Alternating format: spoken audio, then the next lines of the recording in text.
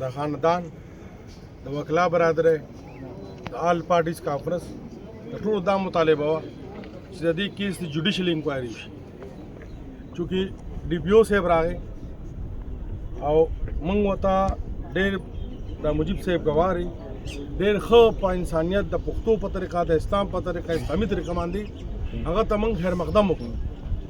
آر پي او صاحب ته او ورته مو چې پولیس سره زموږ کیس دی پولیس ته زموږ انکوایري وکړي موږ تر نن ورځې پورې مطمئن یو چې پولیس په انشاءالله صحیح انکوایري کوي خو نن چې موږ دا ریکارډ وکړه نو تاسې په ایمان وایئ چې دا امپارشل انکوایري ده دې کې چې راکم کس راوستري په زور راولي 161 اخیستلي بیا د 164 اخیسته او بیا اسد یادوي چې دوی منې کړی د 164 نه نو نثار صاحب کم از کم زموږ ستنه دا توقع نه وه نمبر 1 نمبر 2 دا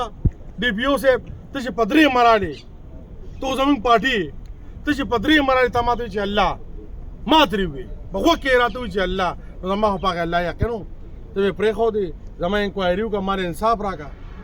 نو ته په کیس باندې په انکوایري باندې ولې سرانداز کېږي او که ته نه سرانداز کېږي هغې ټول نه زنده ثبوت دا دی چې اوسه پورې زرداد په ریسیټ باندې ولې دی چې زرداد اوسه پورې موږ په اف آی آر کې نه نامېړ کړی حالانکې د بارامون عمره غټ کردار پکې زرداد هم دی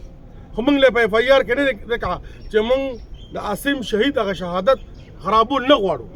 ډي پي او صاحب د خدای خاطر وکړه الله له به جواب ورکړي ته ماته الله نوم اغېشترې نو موږ خو په هغه الله باندې یقین دی نو که ستا هم په هغه الله باندې یقین وي نو بس بیا امپارشل انکوایري ته راخرک پرېږده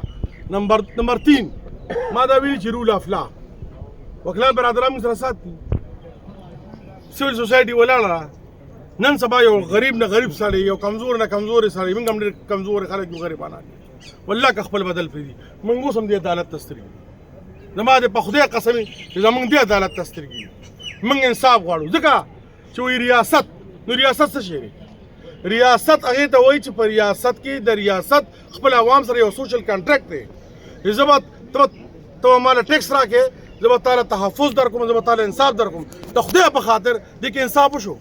دې کې تحفظ وشو دا 12 کسان پیش کېږي نن 15 ورځ دا کوم چې قاتل دی کله کوټه کې ګرځي کله په واګه باډر باندې ګرځي کله په یو ځای ګرځي په کله په بل ځای باندې ګرځي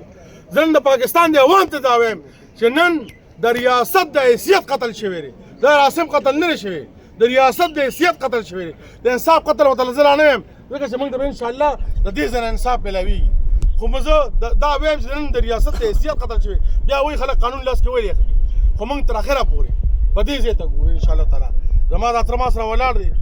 د زوی شهید شوی دی زما د پرب قسمي که نه په یو شي د بدل نه د یو شي نه وروسته یو خو دا مجیب صاحب دا زموږ د کونسل مشر دی دا موږ د یقین دخاني ورکړو چې موږ به اخره پورې رول آف لا ته ګورو السلام مهرباني